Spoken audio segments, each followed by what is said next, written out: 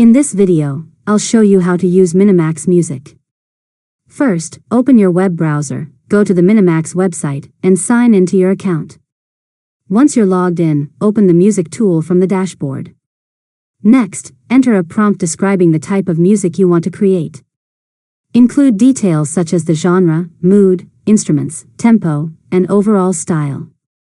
The more specific your prompt is, the better the generated music will match your vision.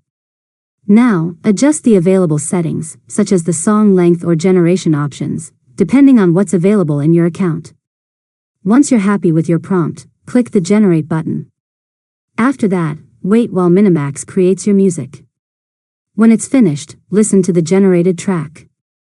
If you'd like a different result, edit your prompt or settings and generate another version.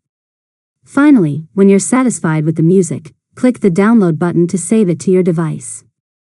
You can use it in videos, presentations, podcasts, or other creative projects, depending on your usage rights. And that's it. You've successfully learned how to use Minimax Music. If you found this tutorial helpful, make sure to subscribe to Learn Mode Lab for more tutorials.